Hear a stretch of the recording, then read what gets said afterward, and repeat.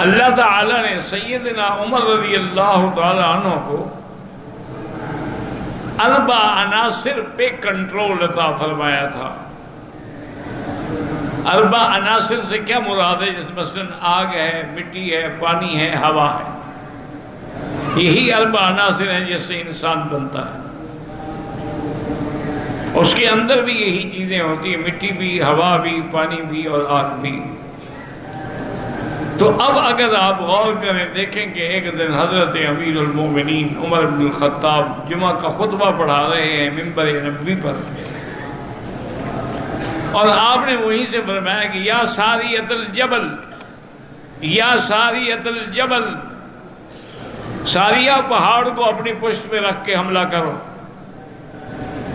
صحابہ حیران ہے کہ ساریہ تو نہاوند میں جنگ لڑ رہا ہے، وہ تو مدینہ منورہ سے تقریباً 2 مہینے کا سفر ہے، اور حضرت یہاں منبر پہ کھڑے ہوئے فرما رہے ہیں یا ساریۃ الجبل۔ بہرحال اللہ نے مہربانی کی کہ حضرت ساریہ جنگ میں فتح یاب ہو گئے۔ جب واپس آئے مدینہ منورہ، ساتھیوں نے حال احوال پوچھا تو انہوں نے کہا کہ ہم بالکل شکست کے قریب پہنچ گئے تھے کہ حضرت عمر کی آواز آئی۔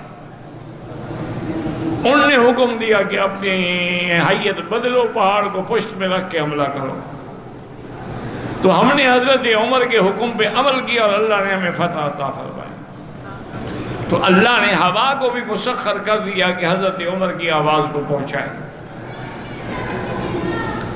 اسی طرح جب مدینہ منورہ میں ایک دفعہ بے انتہا سخت قسم کی آگ آئی،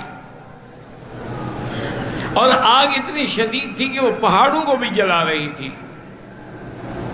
آج بھی آپ اگر مدینہ منورہ جائیں انشاءاللہ تو ایئرپورٹ روڈ جو ہے نا، اس پہ جب آپ اور آگے جائیں گے تھوڑا 5-10 کلومیٹر، تو اب بھی وہ پہاڑ موجود ہے، آدھا جلا ہوا ہے اور آدھا بچا ہوا ہے،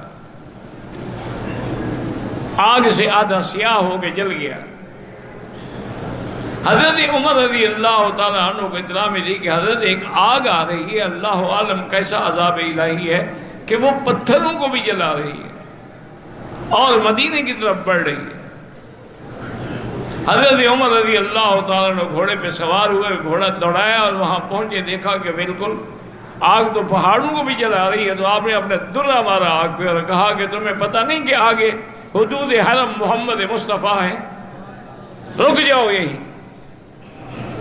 تو جہاں حضرت عمر کا درہ لگا وہی آگ ختم ہو۔ آج بھی وہ جگہ موجود ہے، علامات موجود ہیں۔ تو اللہ نے آگ کو بھی آپ کے مسخر فرما دیا۔ اسی طرح حضرت عمرو بن العاص جب گورنر تھے مصر کے، ان کے پاس کچھ لوگ آئے مصر کے، انہوں نے کہا حضرت ہماری یہ عادت ہے کہ ہم محرم کی 11 تاریخ کو ایک نوجوان کنواری لڑکی بالکل زیوروں سے لدی ہوئی دریائے نیل کے سپرد کرتے ہیں، دریائے نیل کی نظر کرتے ہیں، اور وہ دریائے نیل میں اس کو دفن کیا جاتا ہے۔ اگر ہم ایسا نہ کریں تو دریائے نیل میں پانی نہیں آتا۔ اب آپ آ گئے، اسلام آ گیا، اب بتائیں ہم کیا کریں؟ انہوں نے کہا بھی یہ بڑا اہم مسئلہ ہے، میں اس میں مشورہ لوں گا امیر المومنین حضرت عمر سے۔ انہوں نے پیغام بھیجا،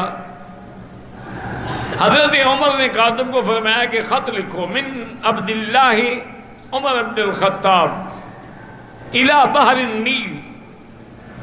حضرت عمر دریائے نیل کو حکم دیتا ہے، ان کو تجری من قبلک فلا تجری، اگر تم اپنے من سے چلتے ہو تو بالکل نہ چلو، فَإِن كُنْتَ تَجْرِي بِإِذْنِ اللَّهِ فَجْرِ، اور اگر تم اللہ کے حکم سے چلتے ہو تو چلو۔ حضرت عمر نے حکم دیا کہ میرا خط جب پہنچے نا، اس کو لے کے دریائے نیل کے اندر رکھ دو۔ دریا پڑھتے ہیں مطلب آپ خود اندازہ کریں کہ دریا پانی ہے، پانی میں لکھا ہوا خط ڈال دو تو مٹ جائے گا، لیکن یہ عمر کا خط ہے جو دریاؤں پر بھی آپ مخاطب ہو رہے ہیں۔ تو حضرت عمر بن العاص فرماتے ہیں کہ میں چند ساتھیوں کو لے کے گیا اور وہ خط آپ کے حکم کے مطابق دریا کے درمیان میں جا کے رکھ دیا. ایک رات میں 16 گز پانی چڑھ گیا. اتنا پانی کبھی زندگی میں نیل میں نہیں آیا تھا. اور اللہ کی شان ہے کہ حضرت عمر کے اس خط کے بعد سے لے کر آج تک پھر نیل بند نہیں ہوا. تو اس لیے علامہ اقبال نے کہا تھا نا، بر تو بر ہے دریا بھی نہ چھوڑے ہم نے، بحر و بر میں دوڑا دیے گھوڑے ہم نے. حضرت عمر کا حکم ہواؤں پہ بھی چلتا تھا، دریاؤں پہ اور آگ پہ بھی چلتا تھا. اسی طرح ایک دن حضرت عمر کھڑے تھے مدینہ منورہ کے شہر کے باہر، زمین میں زلزلہ آیا. حضرت عمر نے غصے سے اپنا کوڑا مارا زمین کے اور کہا اثبت ما عدلت علیک، رک جاؤ، میں نے تم پر عدل نہیں کیا ہے کہ تمہیں زلزلہ آ رہا ہے. حضرت عمر کا کوڑا لگنا تھا کہ زمین تھم گئی اور زلزلہ ختم ہو گیا.